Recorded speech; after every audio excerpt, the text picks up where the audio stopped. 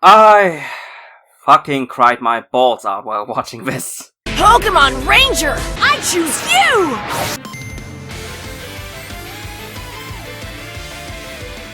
What's up, my dear boys and girls, it's your Ranger Boy here, and welcome to, in my opinion, a very special review of Pokemon Journeys? Because, in all honesty, this fantastic return of Lillie with episode 111, Moon and Lilie, Snowfield Reunion, was everything!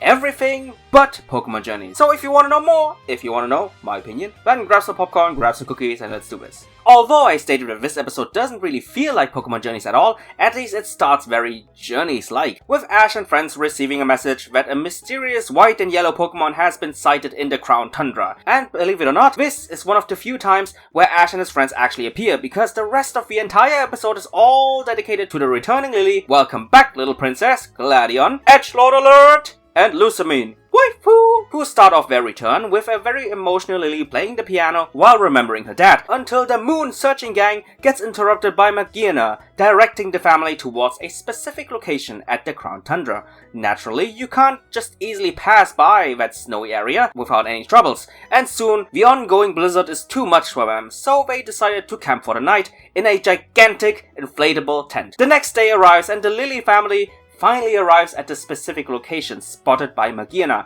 and with a huge desire in her heart, Lillie storms towards the unknown shack, and after calling out whether or not someone is in there, after all these years of mysteries and disappearance, her beloved father Moon finally been found, and Lillie just runs into his arms, while her mother Lusamine and her brother Gladion start to get very emotional as well.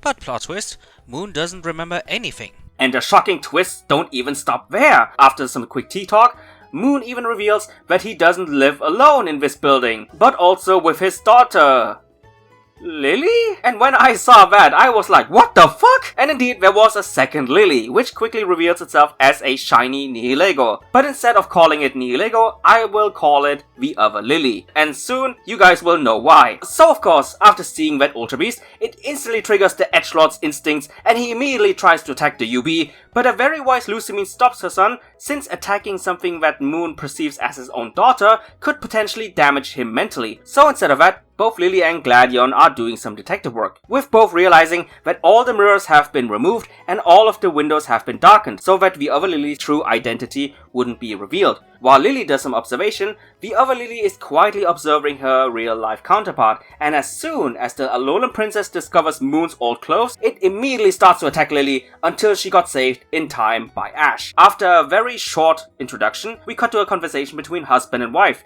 with especially Lusamine showing a lot of desperation about her own beloved man not remembering his own family. But before the conversation starts to enter the next phase, the other Lillie appears and now tries to attack Lusamine, but luckily got saved by her son Gladion.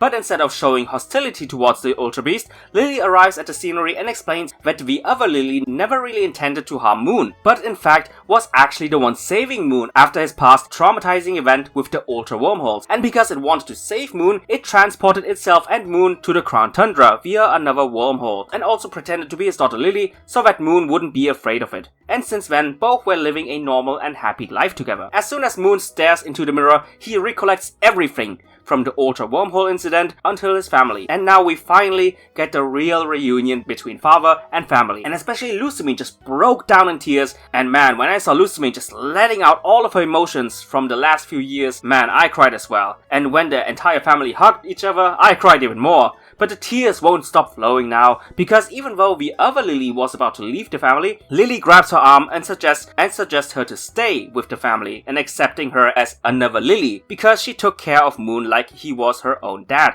And with the entire family agreeing on that, the other Lillie gets caught, and not only is the Lillie family now finally complete, but now they got even one more member, and with that, the episode ends. Wow, this was quite something. So without any hesitation, ratings. What can I say about the story? I mean, this is one of those episodes where there's basically no argument about it. This was one of the best episodes of Journeys by far, if you can even call it that, but we will talk about that in just a few minutes. The strongest aspect of this episode was of course the emotional aspect of it, with the constant expression of desire from not only Lillie but the entire family to finally reunite with Moon. But of course they also had to overcome many different obstacles, like finding his location, fighting through a blizzard, dealing with Moon losing his memories, and last but not least dealing with an Ultra Beast. Naturally, the latter one is of course the most dangerous factor, in this story, thanks to the family's past with the Ultra Beast. But in this case, the Ultra Beast wasn't dangerous because it behaved very hostile like the original Nihilego, but instead, I love the twist that it was only dangerous because it actually really cared about Moon.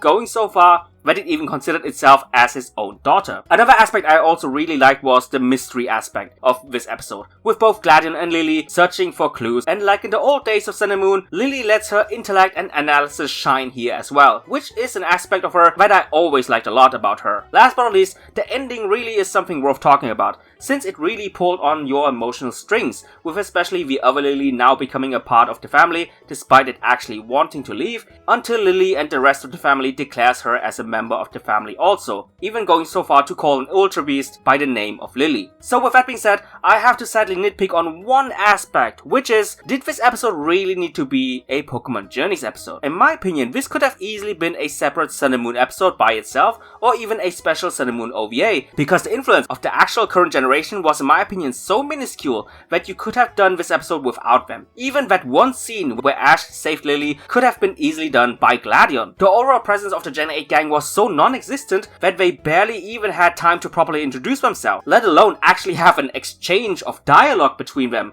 which really makes it feel like that this return of Lillie was probably the weakest one when it comes to leaving an impact on the current generation. And yes, it would be even weaker than the Dawn return. And that's saying something. So as a separate Sun and Moon special, it was fantastic. As something that is supposed to be part of Journey's continuity, not so much. But the huge positives do outweigh this tiny little nitpick of mine, so it's a 10 out of 10. What can I say about the focus? Moon and Lilie, Snowfield Reunion is the focus of this episode, and from the title alone, of course, you expect a lot of emotions between Lilie and Moon, and we definitely got that. But there was even more emotions than I first anticipated, especially with the inclusion of the other Lilie and her motivations and connections to Moon, which once again, I really loved, so another 10 out of 10. Last but not least, animation. Even though Ash and the rest of the Journeys gang weren't really that relevant when it came to the story, at least the Ash saving Lillie scene provided us with some short but great animation sakuga with the way Pikachu just flew through the window to attack the UB. But the main focus of this episode from an animation point of view was of course the showcase of emotions through facial expressions from the family members, with especially Lucamine's facials really expressing all sorts of feelings, from utterly shocked to sadness until deep happiness and tears flowing down her face. Another great animation of course was the scene where both Lilies hold hands and the dirty window slowly revealing the sunlight, symbolizing a new beginning of both the family and the other Lillie. Just beautiful. 10 out of 10. So this episode scores a 10 out of 10, and without a doubt, even as a standalone episode, from beginning to end, this was fantastic. Anyway guys, I really hope you enjoyed this short review. What is your opinion? Tell me and just look away. See you guys in the comments down below. Bye guys!